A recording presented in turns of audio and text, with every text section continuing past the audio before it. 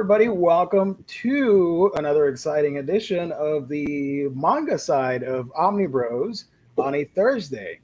Welcome, everybody.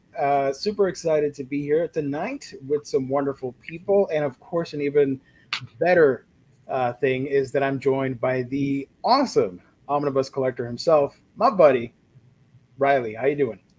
I'm doing well, man. How about you? What is up? I'm noticing your shirt. I didn't notice it earlier, but now I'm like, oh, look at that. I don't have any Bleach merch. Thematic. It's the only Bleach shirt I used to have when I was in high school. I did get this when I was in high school, and it still fits. But I had a white one that had Ichigo, and it was white with some blue and red on it. Yeah. And I don't believe I've ever mentioned this on this channel, or maybe even to you before, but I have like overactive sweat glands, so I really cannot wear white shirts because I get terrible yellow stains all over them, like within 2 times of wearing them. Gotcha. And I try to bleach them, no pun intended, but it just doesn't work. So I don't have that shirt anymore. And I also used to have a Bleach hoodie that had the like Soul Reaper, like that like Superman logo shaped breast thingy on the front, really big. It was dope. And on the hood, it said Bleach right here. And then on the back, I think it was like a blue and white image of Ichigo. And that one I did grow out of because I bought it too small. I bought a small when I would wear a medium typically. And when I grew out of it, I cut the sleeves off, and then it fit me like I was a Final Fantasy character, like halfway up my torso. Yeah. So I don't have that anymore. Yeah. I don't know. I mean, Bleach, for some reason, I always wanted some cool merch, but I never saw any nearby. I don't know. So, speaking of Bleach, merch, manga, all that stuff, you can get, well, at least the manga part, at our wonderful sponsor, that's InStockTrades.com, where you can get your omnibus, trade paperback, hardcover, manga, whatever it may be, collected editions wise. You can get it at InStockTrades.com, up to 50% off. Loyalty discounts tack on an extra 2% to that. And yeah, you're going to get fantastic customer service and wonderful packaging when you visit our wonderful sponsor, InStockTrades.com. So, we have a couple topics here and there. The first is that we had the news a while ago, right? When was the one shot announced for the first time? The Bleach one shot, it was like a week or two before it actually hit. That was really out of nowhere because I knew like the anime was coming up. It made sense to get a chapter. Like it made sense because it is the 20th anniversary. Yeah. But it was like all of a sudden they're just like, hey, there's a chapter that's coming. Like, oh, right. Cool. Everybody went nuts. All the Bleach forums, all the fanboys and fangirls. I didn't really know how to take it because for the longest time I'm like, well, Bleach had an ending, and I accepted the fact that that's it. And we now have the spinoff. What's the spinoff called? Jesus, we were here. Yeah. So we now have that, and I was thinking, okay, we're gonna get the anime, and we're gonna get Burn the Witch, and that's it. Not that we're gonna get a one shot that once you read it, you realize, oh, there's a new story arc coming. Okay, let's go. Yeah, I when it was first announced, I was expecting just like, oh, it's an anniversary one shot. We're just gonna get a quick return. And before we get into anything really, like in case you haven't read the one shot, in case you're a Bleach fan and haven't read it yet, we are gonna be talking spoilers about it. I'll put a spoiler tag when we do. Okay. But I thought it was just gonna be like, oh, hey, it's the characters that we knew, and we're revisiting them briefly for a special anniversary issue, and just kind of seeing what the gang is up to, and maybe being introduced to a couple of characters we didn't already know. People like, I didn't read the light novels, by the way, so I don't know if some of the other like characters, the new like members of the Gote 13. I don't know if they were introduced prior, but just meeting some of these people, basically checking back in and maybe getting one or two little nice pieces of information that was not given before, that ties up another loose thread. I don't know, but to get what we got, I didn't expect that at all. I don't know that anyone did. Yeah, I thought it was going to be a filler story of just, hey, we're hanging out at the beach, let's eat some watermelon, like every other filler episode. Yeah, like you have everyone chilling, and then like they're trying to use their Zanpakuto to cut a watermelon, and Renji his release and does Shikai and like cuts it into pieces with the I forget what his is called. Zabimaru, yeah. It's been a while. I'm old. I'm forgetting some of the names. It was a little difficult. I'll say that. Remembering every single character, the old ones as they were popping up on each page. I'm like, wait, who are you again? Oh, this guy. Okay, cool. It's been a while, guys. When the series was in its prime, I could rattle off every captain, every vice captain, or whatever you want to call them. I could talk about every Espada, all of the other talk about the Visor, the other Arancard that we had met. I could literally write down the names of every single character in that series back in its peak, and then I couldn't tell you a single name of any of the characters that they fought in the 1,000-Year Blood War arc, except for you walk or whatever his name, you watch or you walk the Uatu, the Watcher. Here's a super chat from John Lover 1. John always loves the t-shirts. God bless. I mean, thank you for the super chat.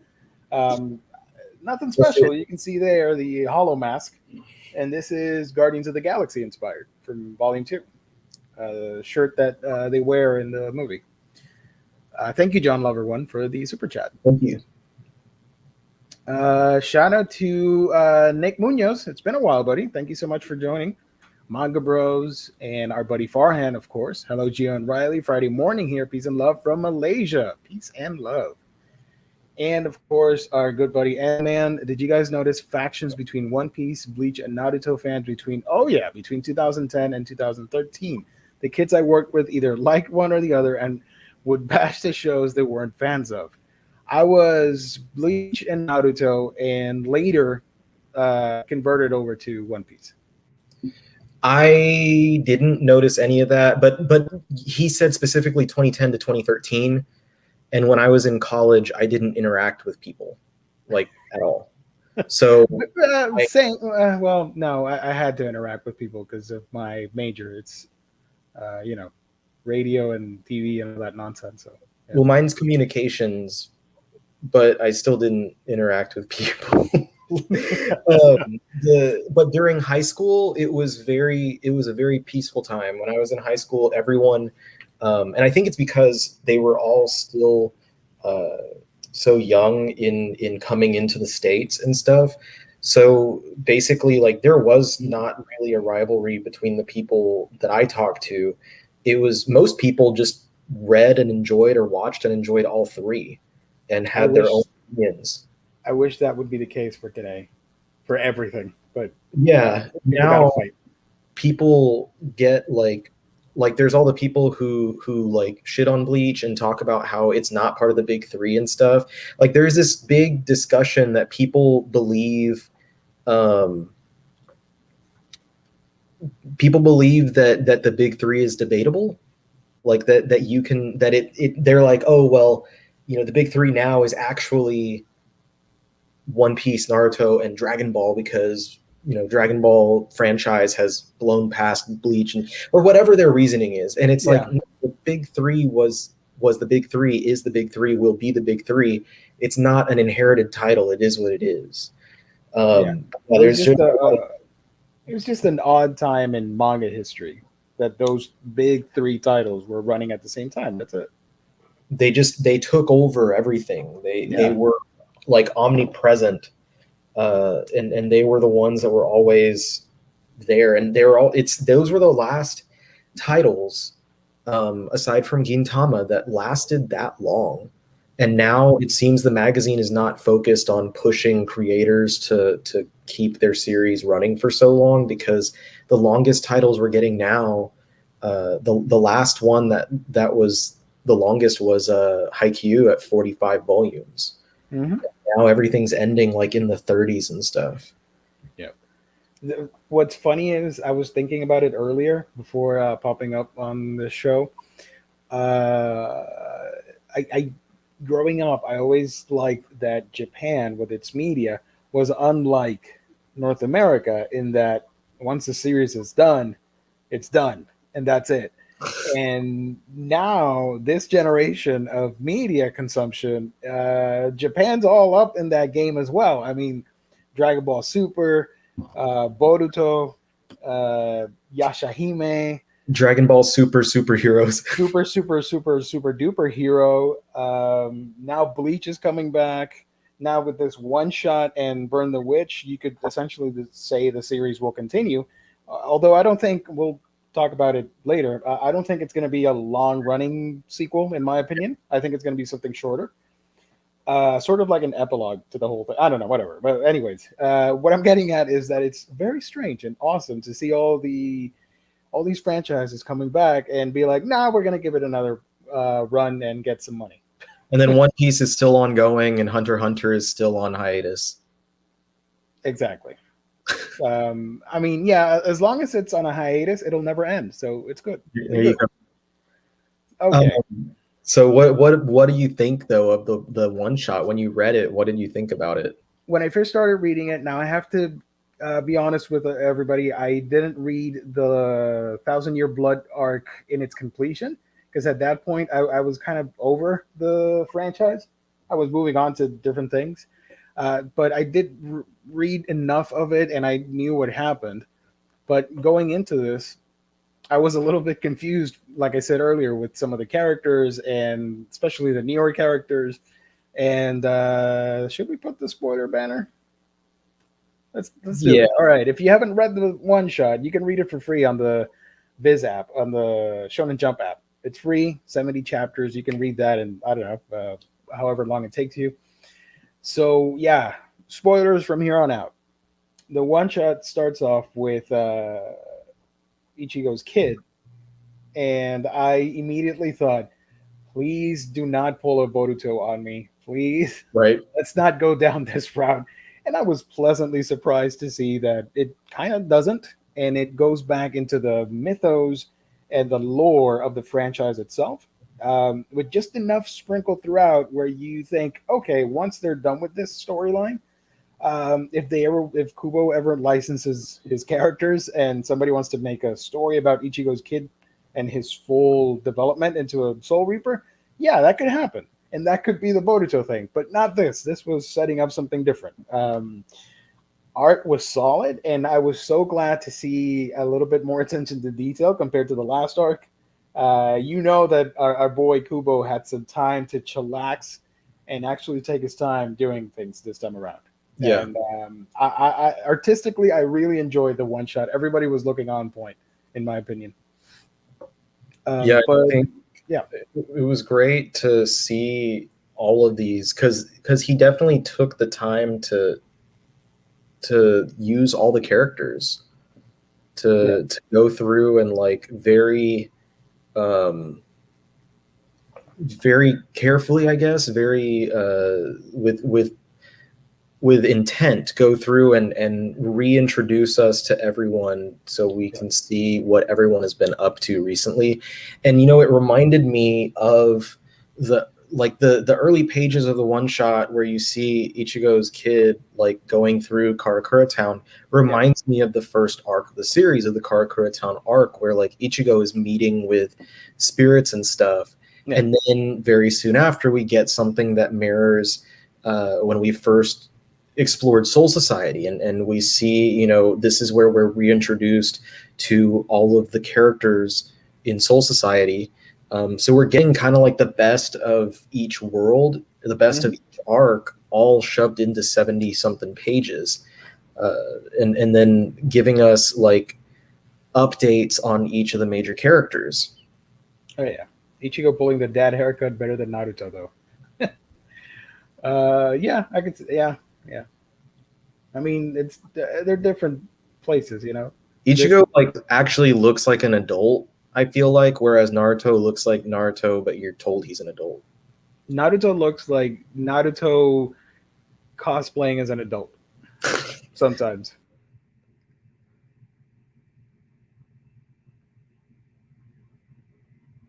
And we even get a new crazy hat for Kurotsuchi in here. Sorry, I froze. Am I back? All right, I'm back. Hopefully, I'm back. And I'm just not talking to the wind. I think you're back. Chatty chat. I'm back. Sorry. Okay. Can you hear me now? Yeah, I can. Can you hear me? All right, perfect. Sorry about that, everybody. I like that the series evolved with the times, and you see that with the characters now essentially having cell phones, all the Soul Reapers, and getting TVs installed. Very reminiscent of what they're doing with Naruto and technology and all that stuff. So I appreciated that. And the hairstyles and the clothing and all that stuff is signature type Kubo. It's wonderful. Yeah. I love it. Everybody looks amazing. Even the lane characters, they still look cool. There are a bunch of new characters that, like Riley said at the beginning, I don't really know if some of them were already introduced in the light novels because I haven't read them either. Although I've played the storyline through the Brave Souls game. You can play the adaptation of it through there. It was interesting. Nothing too spectacular, but cool. And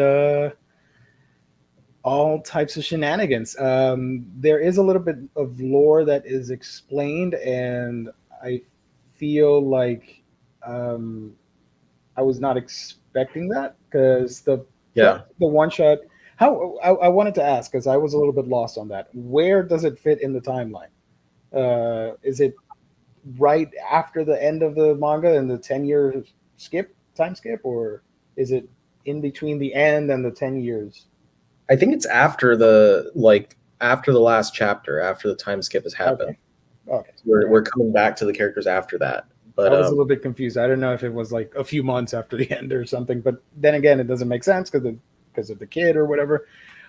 So essentially, it introduces a bit of a new lore because I was not aware of the fact that the Reiatsu of the characters don't necessarily go back into the Soul Society, but that's explained towards the end. Essentially, the premise of the one shot is they're doing a ceremony to commemorate the fallen characters from the last arc of the manga. And they need to catch a live hollow, which is extremely barbaric, if you ask me, and murder it in front of the graves. I'm like, that is so metal. I love it. And of course, things go wrong, and we get some really gnarly looking hollows. I was a big fan of those designs. They look amazing. Yeah. They're like, and they explain it in a bit, but like I was just looking through the pages, and you get one of the kids notices them. Thank you. 2 years after the last chapter. All right. Thank you. So one of the kids though notices these new creatures before anyone else does, which is kind of curious. Like, why does this kid notice these things that like Ichigo and Renji don't? And then they just start like wreaking havoc. These like even more buffed creepy, like looking things. Yeah.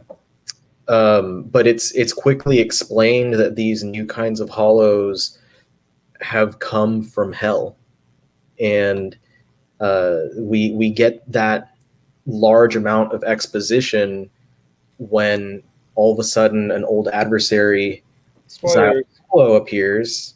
Zayazel Aporro, or whatever his name is, from the one of the Espada from the Wakamundo arc. Yep. And he comes out and basically explains to them like your ceremonies to like basically the Reiatsu is supposed to go back into the Soul Society or whatever. It's like sometimes these people that die have too much Reiatsu and it can't go back into the Soul Society. And when that happens, you are sending your comrades into hell.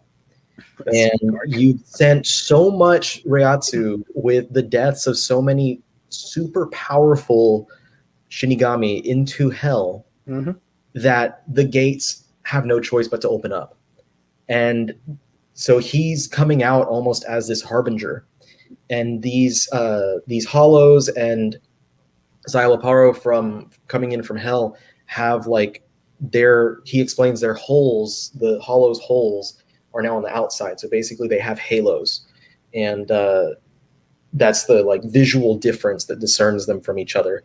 And it's just this really, creepy scene towards the end there. You get Xyloparo just explaining how the world works, and all these people like what's his name, Shunsui, is like, I thought this was a fairy tale. I had no idea that this was real. I never knew. He's supposed to be like the knowledgeable person at this point. He's one of the older ones left. He doesn't know. He's the new Captain General. Like he should be the one that knows everything, and now he's being told what's what.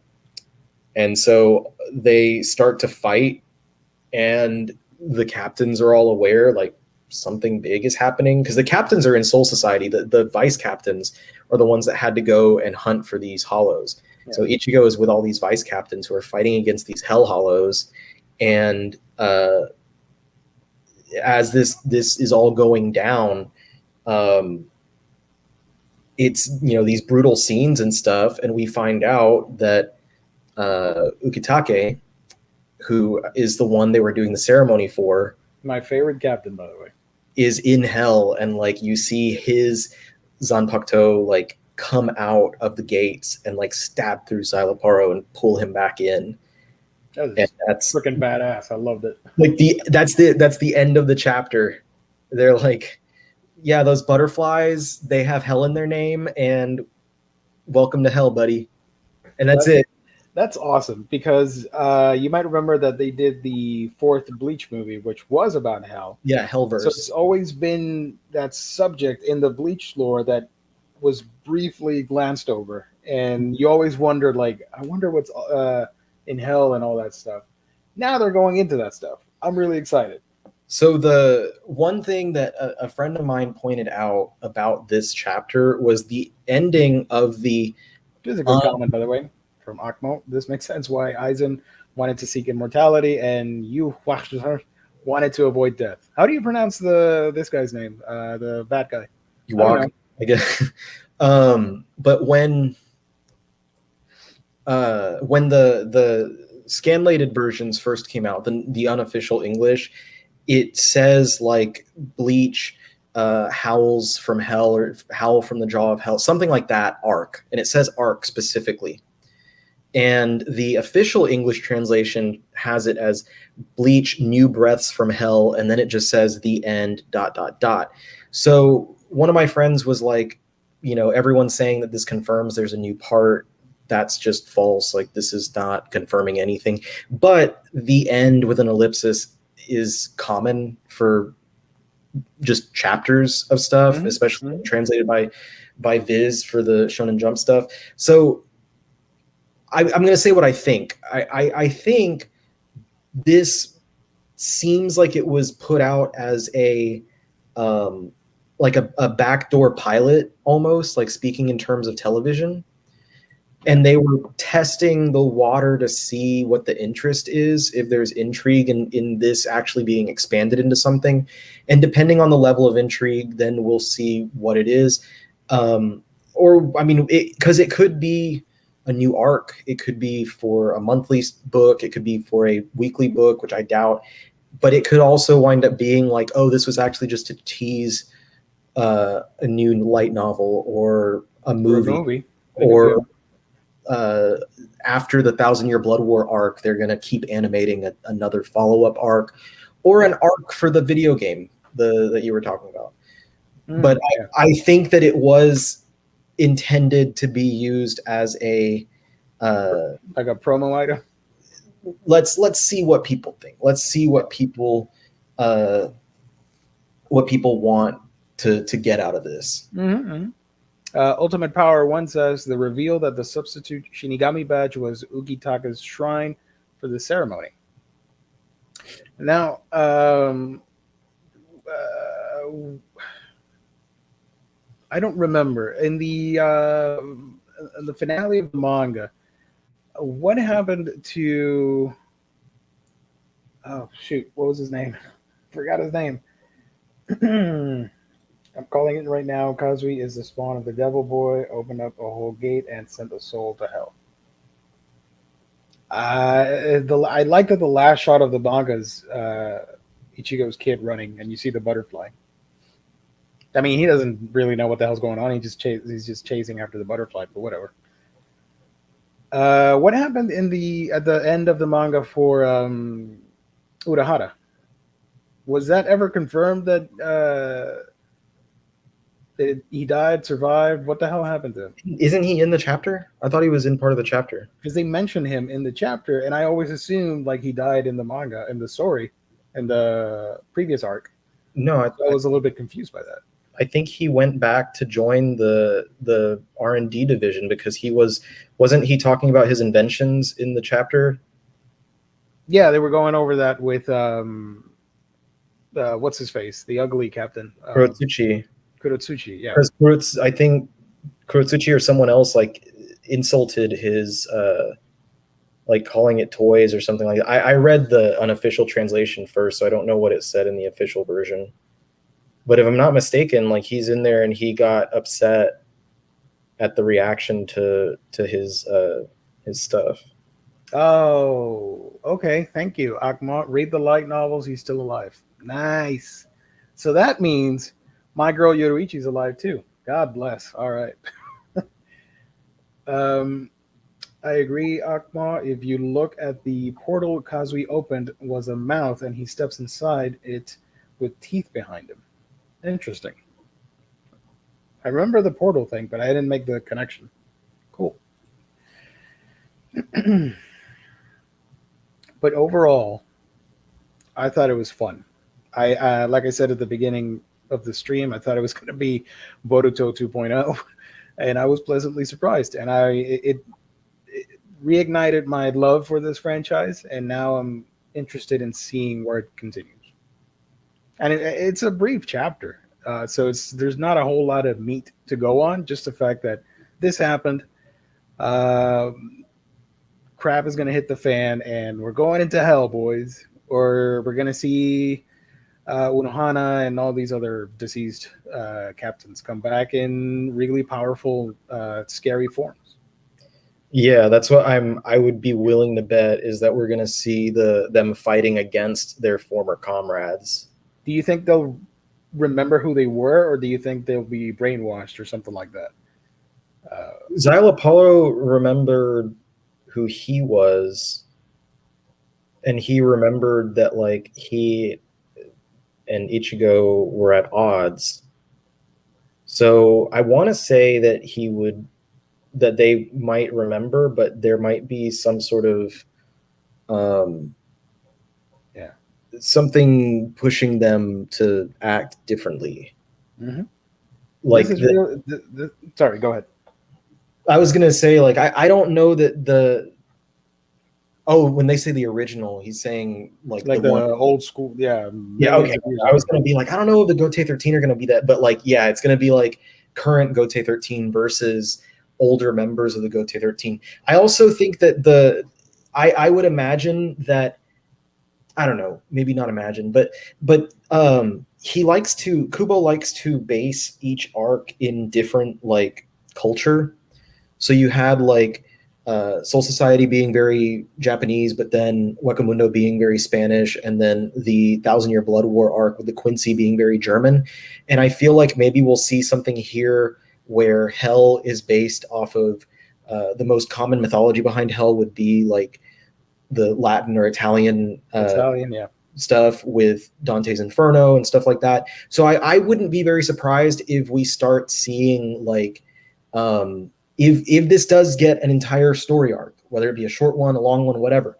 I would not be surprised to see us venture in and see like the circles of hell being occupied by various demons or whatnot, and he's probably going to come up with some name in another language, Italian, Latin, or whatever, for like the 9 leaders of hell, and like have his own version of Lucifer down there or something. I would not be surprised at all to see this and have like the former captains that have all died and have taken their places in there be like captains underneath each thing, or maybe some of them have even taken up their spots being like the rulers of each circle. Yeah. But the powers, if it's like a demon or whatever, a devil that rules and fights for each circle, the circles can be based on the what the dead have to go through when they are in that circle of hell, like the one where you have to roll the rocks and stuff, like someone literally the penitence and I know what you mean. Yeah, there's at the bottom, it's like everyone's frozen, so it could be someone who has like ice abilities. You have the part where everyone gets blown around in the wind in like a tornado, so that was lust, if I remember correctly. Yeah. The lusters are blown around so they can't like be with each other, basically. Just when they're about to get together and hug and all that stuff, the wind tears them apart. So I think it'd be interesting, and I would not put it against him to try and like reference those types of things in this whatever this becomes. I think at the end of the circle, Godzilla is going to be there. Yeah, Godzilla in Hell. Same with Dante's Inferno. All those characters are going to be on there. Ultimate Power says, since Aparro went to hell, that confirms every being in the series stronger than him are in hell, including the other stronger espadas like Ulquiorra, plus all the stern ridders, or however you say that. Oh man, can you imagine if we get to see Ulquiorra again? That'd be awesome. What if there's someone that should be there and they're like not there, and then they're like, does that mean they're actually still alive? So there would also be an opportunity to find out that certain characters never died. What happened to since we're talking about dead characters, what happened to Hallibel? Did she survive the story? I don't remember that. Dude, it's been so long since the series, I barely remember anything. Because I remember she was captured or something by the Quincy, and she was the next in line to rule Hueco Mundo or something like that. Someone in the comments that either has a better memory or read it more recently than either of us is Ultimate Power or Akmo, help us out, because I don't remember. You see, my favorite characters. I'm going through my favorite characters. It's Hallibel, Yoruichi. I know Grimjo. I had read that he was still alive, so I'm excited because he's my favorite bad guy in the whole thing. Who else do I like? I don't know. Whatever. Those are my 3 of my favorites from Bleach. So she's alive. Yay! All right, she survived. What's your optimal outcome? What do you hope this leads to? A really kick-ass, like, it's not necessarily a movie, but the appropriate length of a movie in manga form. I don't want it to draw out a story for like 100 more chapters and then get an exhausted Kubo. I'd rather get something nice and concise and a solid action piece, set pieces. I don't know, sort of like a limited series. I want it to go to the monthly magazine and be a monthly series, because chapters monthly have like about as much material as 2 weekly chapters, so it'd be a lot easier on the creator to do that if he kept up with a monthly. And I would hope that it would be somewhere around like 50 chapters, 40 to 50, so it'd be like 10 volumes worth. Plus he's also working on Burn the Witch, and he's not taking speeding through that. He's taking his time and doing it like a seasonal thing. So maybe he does the same thing for Bleach. I think maybe it could happen between seasons. And what on that note, though, it would be interesting if we found that Burn the Witch is connected. Interesting. Yeah. Because I mean, obviously it's part of the universe, but it would be interesting to see if narratively it's if it's set like during this time and we find out there's a direct connection to whatever is happening in Burn the Witch to whatever is going to be happening in the potential new arc for Bleach. Real quick, thank you, Ultimate Power. Haribel survived, plus the light novels show her ruling Wakamundo. Now, I'm really excited, and I kind of want to pick those books up. So thank you for FOMOing me into buying light novels. We get Halibel leading an army of Arankar against the hordes of hell. That'd be amazing. I really wanted to get there was a figure statue of her that came out a while ago, and it sold out. For the longest time, it was super expensive. So now they reprinted the statue, or they made new batches of it, or something. I don't know what you call that in the statue world, or they restocked the figure, I guess. And I want it, but it's pricey, so I'm probably not going to get it. But it looks amazing. I like the idea of a monthly plus, even though people criticize Kubo for no backgrounds. He did do backgrounds for this chapter. Yeah, I mean, he was under a lot of pressure, and he just finished as fast as he could, and they cut corners, and he had to abruptly finish that manga because I'm pretty sure he would have liked to have fleshed the ending out a little bit better with the fight and all that stuff. But for this, you get an experienced mangaka coming back to his creation with more time and no pressure to meet a demand. So there's more care involved, and that's what I want to see with future chapters. So a monthly thing, I think, would be beneficial because Bleach has nothing to prove at this point. It's one of the modern legendary manga for a lot of people, so he can do whatever the heck he wants. And if it's 50 chapter thing, then yeah, let's go for it.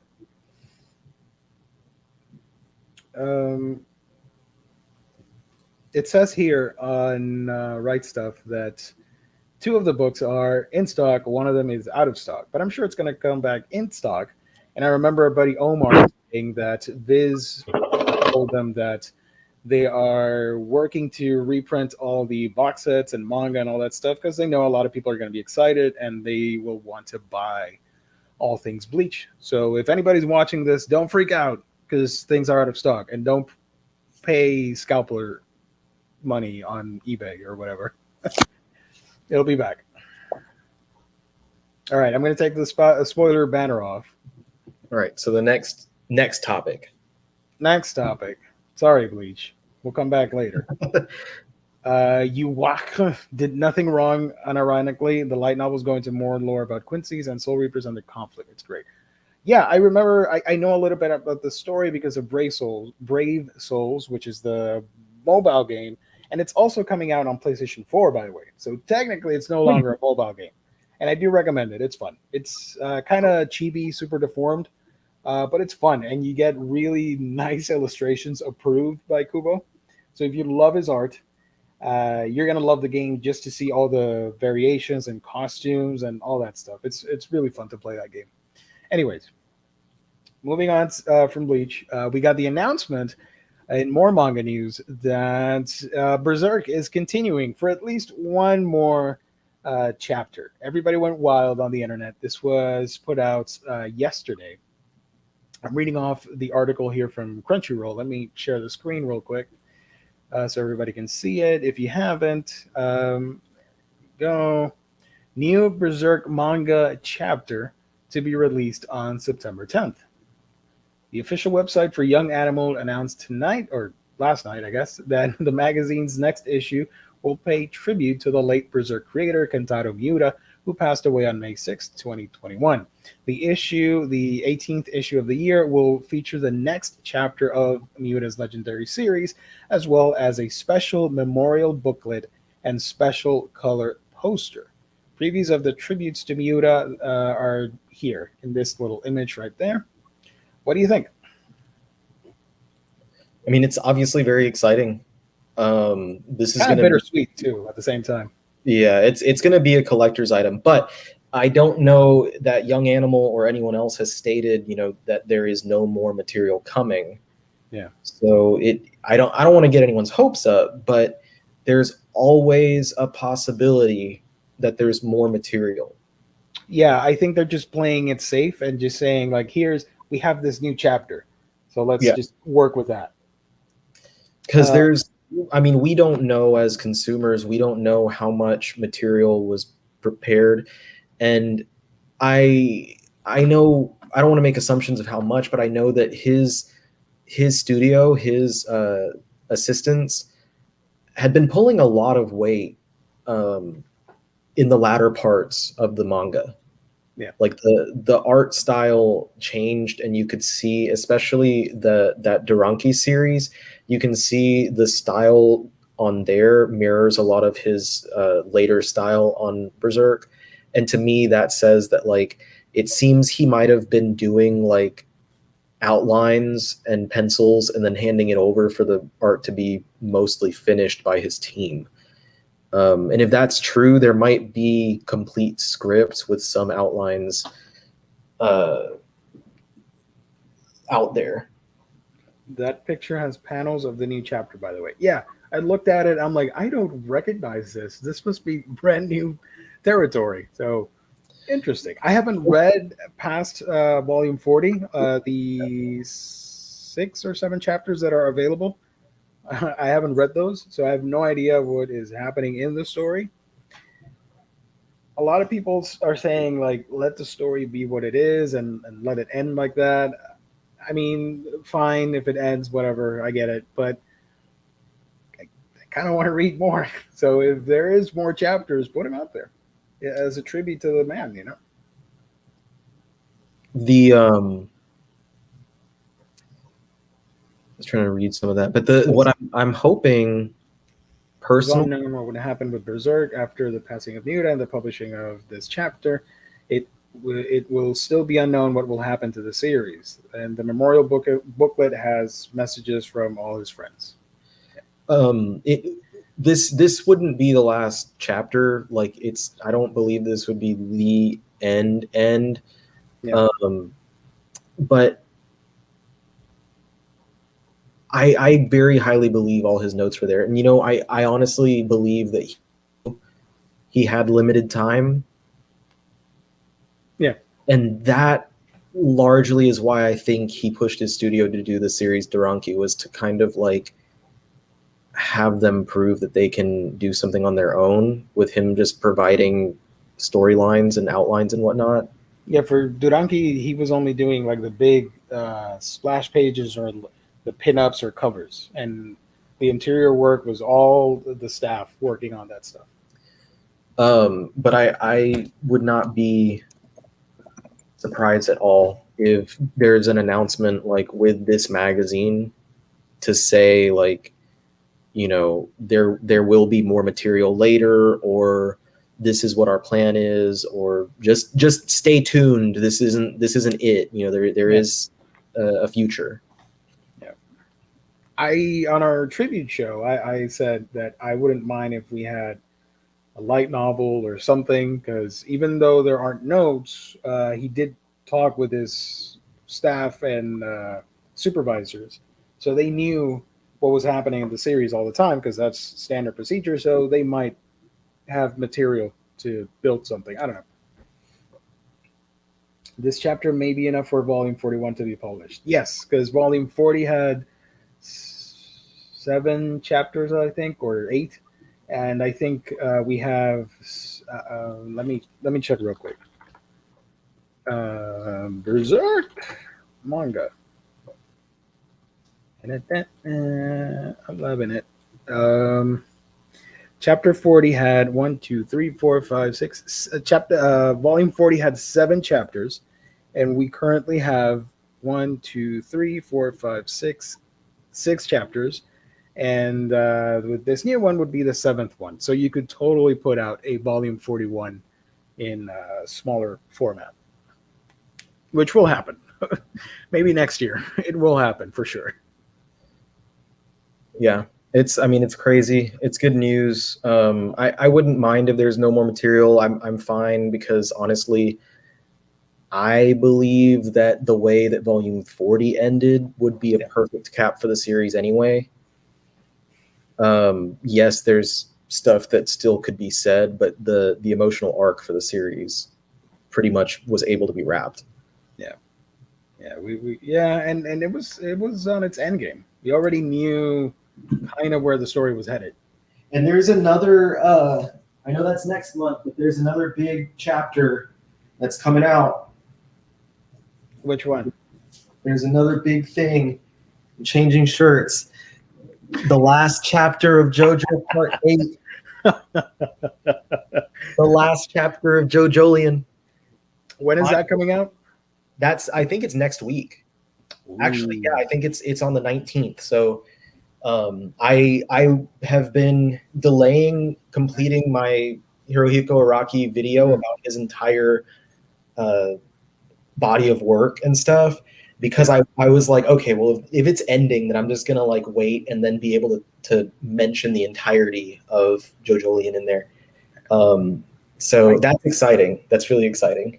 I would do a video with you, but I'm so behind on JoJo's Bizarre Adventure. I only know up to part 4. I've not watched or read part 5, 6, 7, 8, all that stuff. So I am super behind. I'm trying to focus though mostly on all the non-JoJo stuff that he's done. Yeah. Like all the short stories before he did JoJo's and all the like supplemental things. But the video I'm making is not only that, but diving into like the random things, like when he did the magazine cover for like a science journal. So like, and like album cover, supplemental material from his library. All the just random stuff that Araki has drawn covers and whatnot for, and that's what I want to focus a lot on. But as I go through, I would also talk about JoJo, and so with that, I want to talk about JoJolion ending, and if with the end of JoJolion we get any sort of clarification on Part 9's eventual beginning. I don't think there's ever been an official word that he would do Part 9, but I believe Araki mentioned that Part 9 would be it, that he would be doing it, which makes sense because the series is like, it would be a trilogy of trilogies, like Star Wars. Yeah. Because it's like the first 3 parts are like the Dio trilogy, and then the Arrow trilogy, and then the new continuity trilogy would be the 3rd trilogy. That'd be fun. One day I'll catch up and we can chat about it. If you decide to go back to it, honestly, it does not take a long time. It's a lot of material, but like, I don't know if you remember, like when I was going through it, like I was finishing parts in like 2 days. Oh, I'm pretty sure I can read all that stuff quick. It's just I'm lazy, so I would have to look around for that stuff outside of official sources. I'm like, if you're like me, it's like all you need is to get someone like to get the stone rolling, and as soon as you push, it's just like it's the because JoJolion, like the chapter from not last month but the previous one was like kind of wrapped up the story, and then the next chapter goes into a completely different direction. So how many chapters would be part 8 in total? What is that, 111 or something? I don't remember what number it was. So is it longer than the previous ones or shorter? How does it compare to previous arcs? Yes, it is the longest part of the series. I think it'll be a total of like 26 volumes, maybe more. Let me... We want to be alive when Viz gets to the final part of JoJolion. Will we still be interested? Hopefully. It should be 27, and it's going to be 110 chapters across 27 volumes. I did the math, and it should be 10 years. It 10 should be years from till we get that? For I think okay, so what this part, Golden Wind just started. It Yeah. should wrap up in May of 2023. August 2023 to May 2025 should be Stone Ocean manga. August 2025 to May of 2028 would be Steel Ball Run. August 2028 through, okay, so it'd be May 2028 would be most of JoJolion, or May 2031 would cover most of JoJolion, and then another, how many more volumes would it? So it's 24. It would be uneven, so it should end, like JoJolion should end late 2031 in English. Yeah. And Wow. for me, I've already been reading JoJo's for 15, 16 years, so what's another 10 years? That is ridiculous. Speed it up. I mean, it all depends on. It's literally like 2 to 3 times as fast as when they were doing the paperbacks for Steel Ball Run. It depends, I think, too, on the anime, because now we're getting part 6 on Netflix of all places, which I hate. I was so pissed off when I read that. I don't like anime on Netflix. It stays on Netflix jail. Good luck collecting that. For all you anime fans like myself, you're not getting those sets. They're going to be stuck there for a while. Well, since it's Viz Media releases those in the US, I wonder if it will be any different for them. I got to check out. I got to read more into it, unless somebody in the chat or later somebody watching this later can clarify.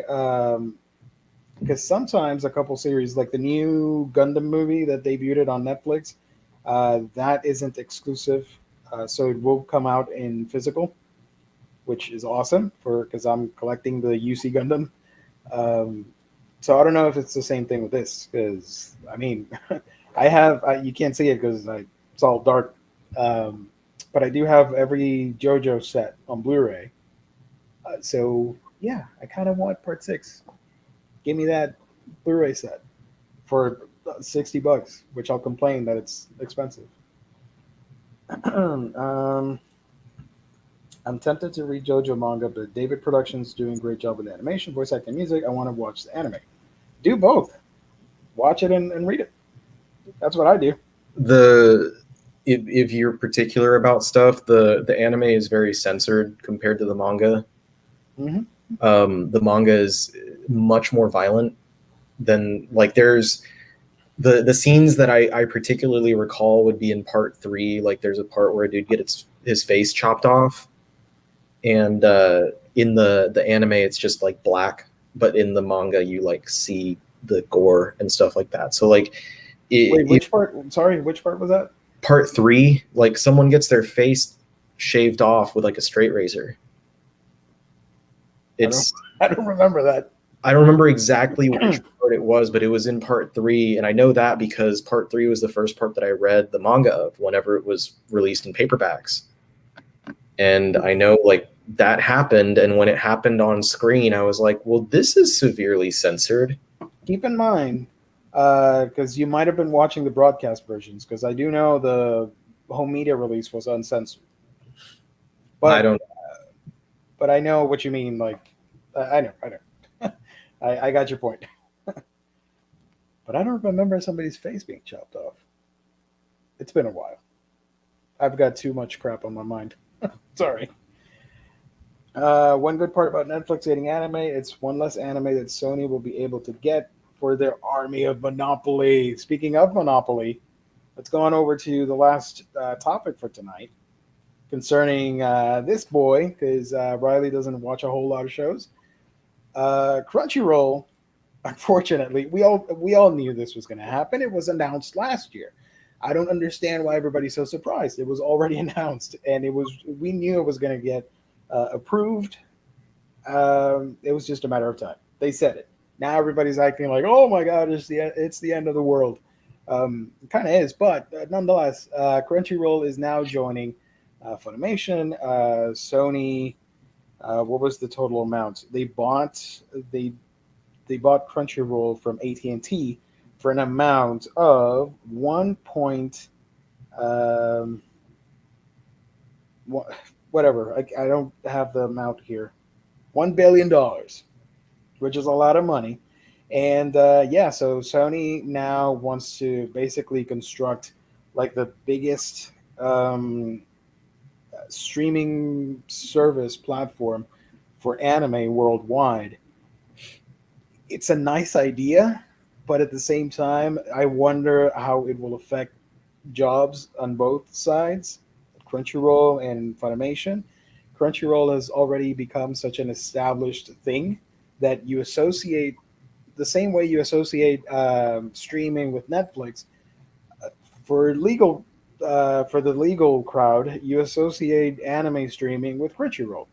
So if it loses its branding name and becomes something else, I'm going to be a little bit disappointed. It probably will happen. Hopefully, they keep the same infrastructure and staff and all that stuff. But I do have to wonder about the other companies like Sentai. They have High Dive, for example. What's going to happen to them? It's going to be even more difficult for them to compete in the market now. Hulu, although Hulu works with Funimation, so figured they would get the same things, and Netflix is going to compete with them as well. So I, I don't know. I'm a little bit worried on that end, and I know Funimation doesn't have the best track record. It doesn't have the best app, and their pricing structures are all over the place. I'm excited just for the fact that I get to watch more stuff legally and don't have to worry about downloading anything and enjoying shows and all that catalog Funimation exclusives. I can now watch them with the Crunchyroll stuff. So I'm excited on that end. Hopefully it all works out. So yeah. And I have no horse in this race. And no, Cleveland Brown says the uncensored version on the Blu-ray thing. Yeah. Because I remember the only censorship I remember right now was Jotaro smoking, which was censored on the broadcast, which was so stupid. But I get it. He's supposed to be a teenager, even though he doesn't look like it. But whatever. And in the Blu-ray, you see all that stuff. Anyway, whatever. Part 6 has the more gore in all parts. So the new anime will have a lot of black censors for broadcast episodes for sure. Yeah. Now is the Netflix going to be the broadcast, because in Japan they are doing a broadcast starting in January. I don't know. TV Tokyo or something. So I don't know. Yeah. I also there's also a ton of lack of clarity, I guess, on how it's going to drop. There's people who are assuming it's every episode is going to drop at once, which would probably be 39 episodes. Then there's people who think it's going to drop in parts, like Shaman King just had the first 13 episodes.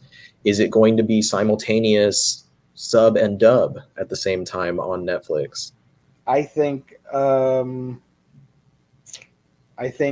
if it's airing in Japan through TV, you will wait a bit and then it will be released all episodes on a particular date in December. I'm not too sure, because with Shaman King, it's a TV exclusive on Netflix Japan.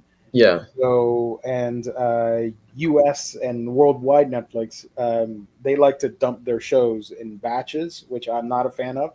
I like watching shows week by week.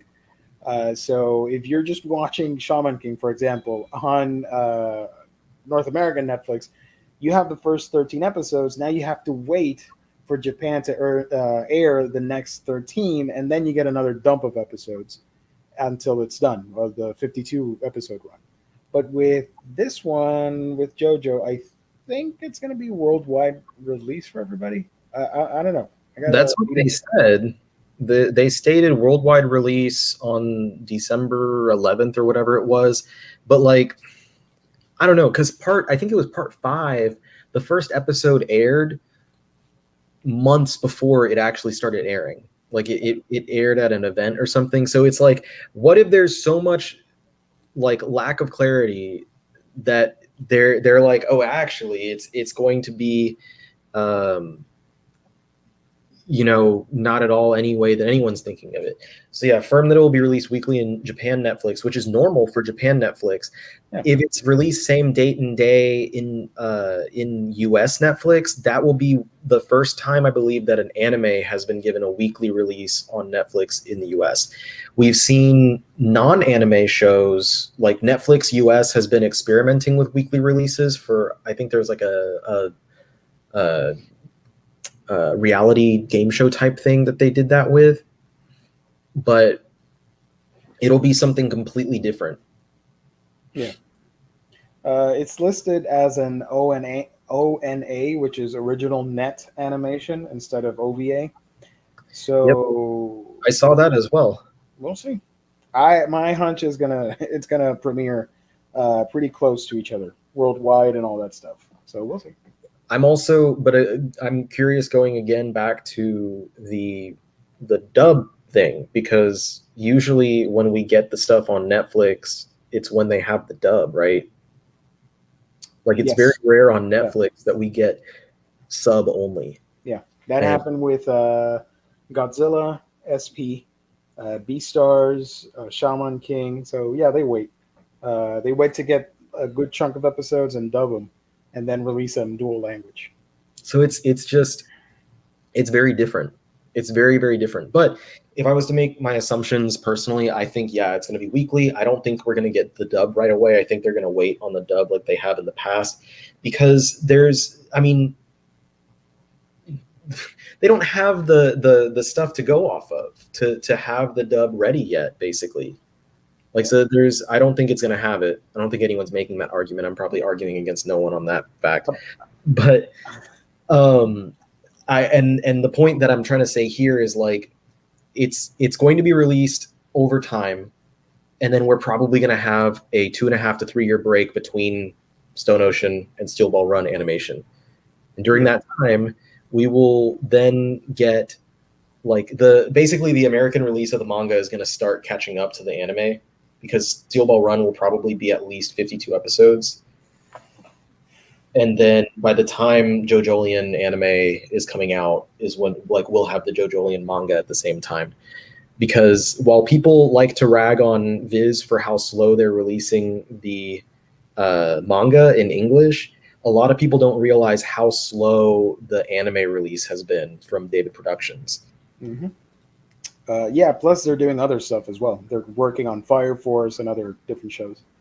I found an article from Anime News Network, so shout out to them, where they say, I think this is pretty conclusive, a live stream event for the anime series revealed the show's promotional video, cast, staff, and key visuals on Sunday.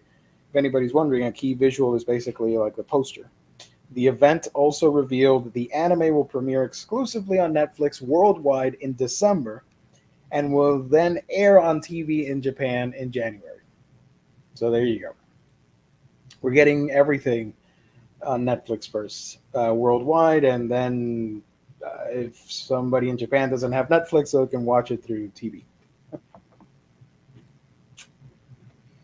So yeah, hopefully it does get picked up, and we have the release, because unfortunately I really don't have the room for JoJo, because it's such a large series. I really don't. I tried. Trust me, I don't. So I am content collecting the anime and reading the manga online, because I have read the manga, some of the chapters on the Viz app and all that stuff. What was the other thing I wanted to say about this? Oh, this is totally random. And we're pretty much done with this. Unless you have any other topic that you wanted to talk about, Riley. I don't think so. I saw somebody on a Viz post when Viz was promoting Golden Wind Volume 1. Somebody posted like, yes, I'm excited. Now I have a version of each character. And I'm like, hey, that's a fun idea. I could do that. I could buy one volume of each main character and have that as a part of the collection, just as a thing. And then later, if I do get enough space, I'll get the other volumes. So I was thinking of doing that, buying volume 1 of Phantom Blood, and then so on and so forth. The first appearances of the main protagonists for each part. I always dreamed that they would do box sets, like box set initial release. Would it be popular enough for a box set though? That's what, well, especially at the time, because this was, when I say I always dreamed, I mean like back in 2007, 2008, like when they were publishing part 3, and I was like, man, I love this series so much. I wish they would release parts 1 and 2, but it would take forever, because like their release schedule, it was 17 volumes of part 3 that were released between for like, it took 5 years. It took 5 years for 17 volumes. And yeah, I was like, it would just take forever for them to do that. Maybe they could do a box set. They could do a box set for all the volumes of 1 and all the volumes of 2, and then go forward for the volumes of 4. And I never really thought it would happen, but at the same time, I never really thought that we would get parts 1, 2, or beyond 3, because there wasn't any sort of desire for it. There was no popularity behind those parts until the anime started up. And when the anime started up, I was like, oh my lord. And also, fun fact, I had no idea that the anime had started. I didn't even know that there was a JoJo anime. Shows how shitty of a fan I was back, in 2010 or whatever it was. Yeah. And I started seeing people online like more into JoJo, and I was like, why is everyone in the JoJo all of a sudden? This is great. Like, I didn't have any friends in the JoJo when I was reading the manga. And then I found out, and I was like, oh my lord. And I started, watching the show and stuff. And now here we look at you. You got a shirt. I got a shirt. The first time I ever heard of JoJo was this image. Let me see if I can pull it up here. JoJo's Bizarre Adventure. By the way, they already made a Stone Ocean statue line, so that's exciting. Shoot, how do I look for this? All right. Dang it. All right, give me a second, because I want to show you the first image that I ever saw of JoJo's Bizarre Adventure. And I'm like, what the hell is this? And then a friend of mine was like, this is really popular. You should check it out. Forgot to. That was like 5 years ago. Oops. JoJo's Bizarre Adventure. It was one of the DVD covers. DVD. There we go. Here it is. Let me share this. An image, new tab. Share image. So this was the first thing I ever saw JoJo related, and it was at Walmart when the first season came out on DVD. And I saw that. I'm like, what am I looking at? Is this like Fist of the North Star? What the hell? And a friend of mine, no, this is really cool. It's a hot new thing from Japan and all that stuff. And I think it wasn't until we did the farm and the Facebook groups and all that and YouTube where I was hooked and checked it out. Saw the show. Loved it. The first time I was exposed to JoJo, I'm pretty sure it's from the Road Roller meme. And it was it was a stick figure that, like, I don't remember what the context, like where it appeared, but it was a stick figure that was meant to be Dio, and all of a sudden you see like Sawarudo, and like the screen reverses colors, the knives come out, the steamroller comes down, boom, and then and it was stick figures. I was like, what the hell is this?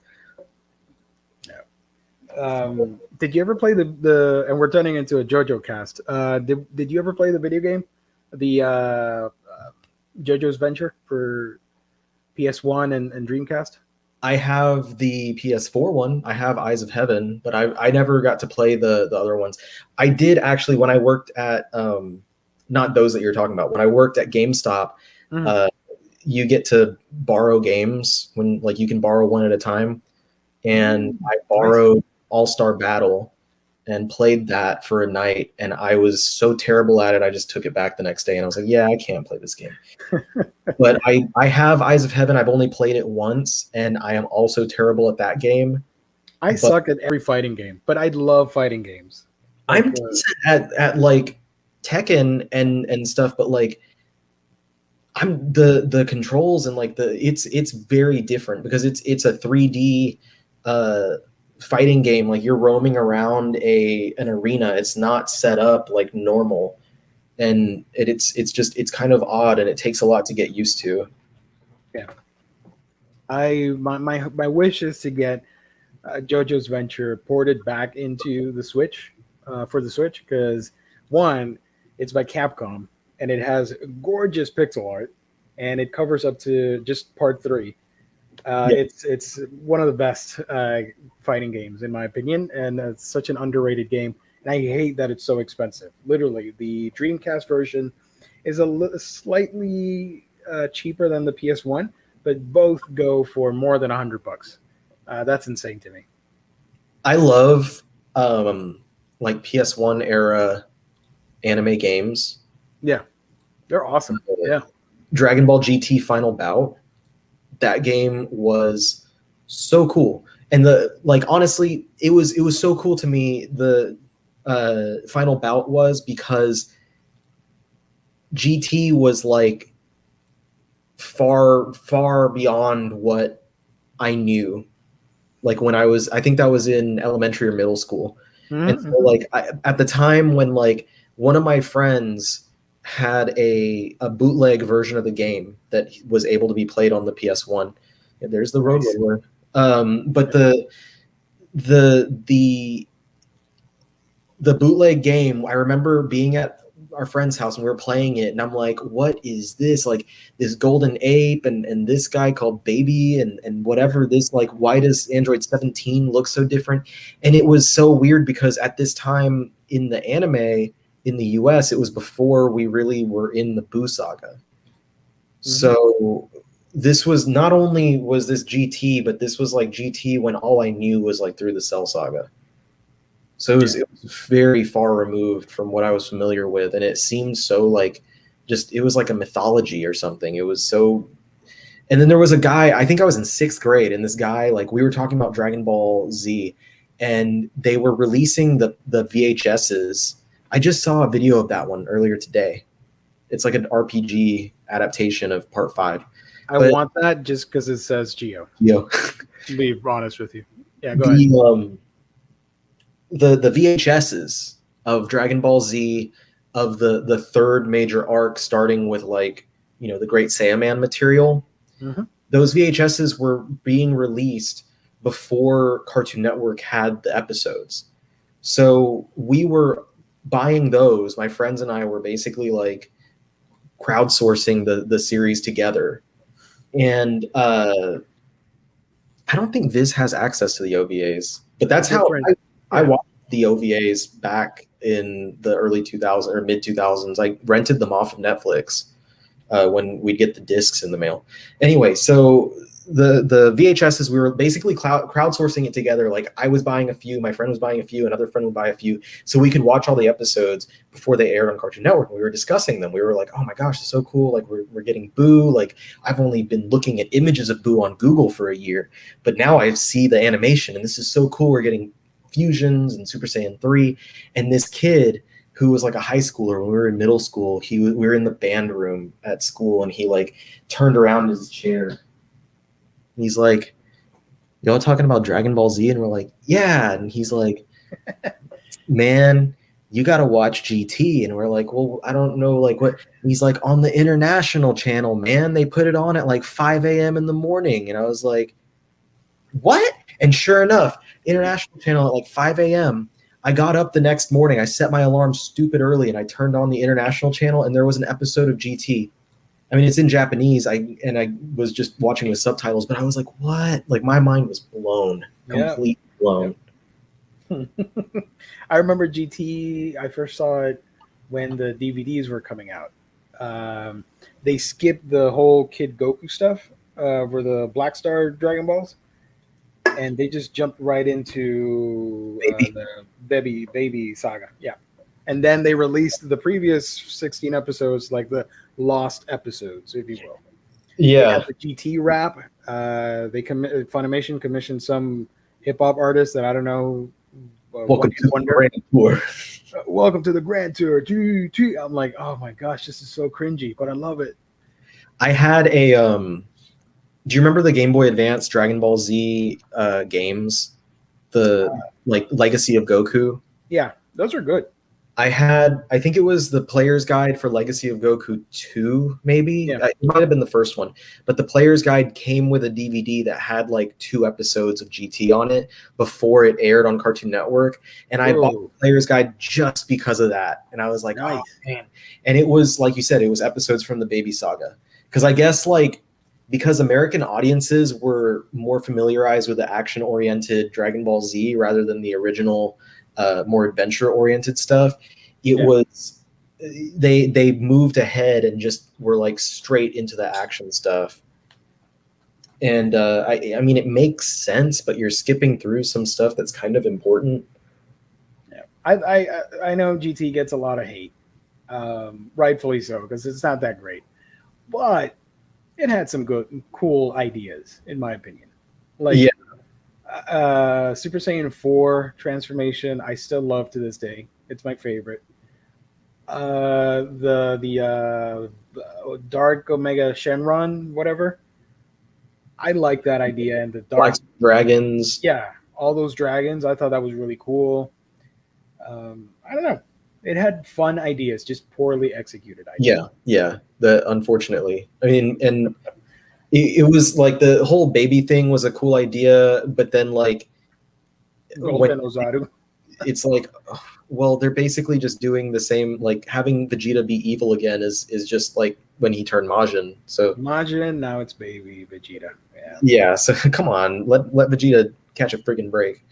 Did he get new transformation or something on the Super manga? I read that, but I haven't seen it. In like the Moro arc, I don't know. I just read like, oh, there's a new transformation or something. he was training. I'm not caught up. I'm just caught up with the physical editions, but he did, spoiler for anyone who isn't watching or reading that, but like, let me put the spoiler tag. There we go. Spoilers for Dragon Ball Super. He trains with the Yard Rats. I have no idea who those are. The ones who taught Goku instant transmission. Oh, okay. Like Wow. he goes to Planet Yard Rat and he finds out like their actual abilities. Yeah. And like the rulers of the Yard Rat, like their king or whatever, teaches him some new techniques, and so like he goes back into battle with some. I don't think I've seen a transformation, and like I said, I'm not up to date because now the Moro arc is done in Super Manga, and they're in the Oatmeal arc, because they love using food names for characters. So let me take this off. Before we wrap up, would you recommend, if I didn't like Super, do you recommend the manga instead? I know you said this before, but yeah, all right, I'm gonna read it. I'm gonna start reading it on the app. I think that the only thing that the manga really doesn't have for it is I would recommend watching the movies, Battle of the Gods and I've seen the movies. Direction. Yeah. So as long as you've watched that, because I think it briefly goes through Battle of the Gods and skips Resurrection of Frieza. I think that's what it does. And because Resurrection of Frieza had its own, like, I think it had an adaptation separately in the manga that wasn't part of Super, that for whatever reason still has not been released locally. But it skips that, but it like, obviously Resurrection of Frieza is important because then when you get to the following arcs, he's there. Yeah. So, but it like, my major issue, and maybe yours as well with Super, is that like the majority of it is tournament story, and which tournaments really don't have much story behind it. And it's cool when you get the first tournament arc where it's like Universe 6 and 7, because you get the revelation of different universes. You get to see like some Saiyans from the other universe, but and it goes through that story arc very quickly in the manga, and then it goes through the Goku Black story arc, which is really well adapted in the manga. And then the best part about the manga is that the Tournament of Power is not a million years long. Nice. It's like, it's several volumes, but it's like it makes sense how long it is. It doesn't feel like, because it's like, oh, this is a 40-minute fight and it lasts for 80 episodes. Sure. When they announced more Dragon Ball, I thought I was excited because of the nostalgia, even though nowadays I'm not the biggest fan of the franchise. But I was happy that they were movies, and I would have Yeah. liked them to have kept doing movies because with the anime, the first 16 episodes are devoted to retelling Battle of the Gods and Resurrection F, and they're not as great as the movies because those came first. Even The though I kind of animation. hate Resurrection F, the only one I like is Battle of the Gods, simply because how different the story is compared to everything else. But now I'm interested in reading the manga because Yeah. even though I keep saying I don't have room, eventually, if I'm able to have some space, I would like to own the Dragon Ball stuff just as a item. You know, that's an emblematic manga, so I would like to own it.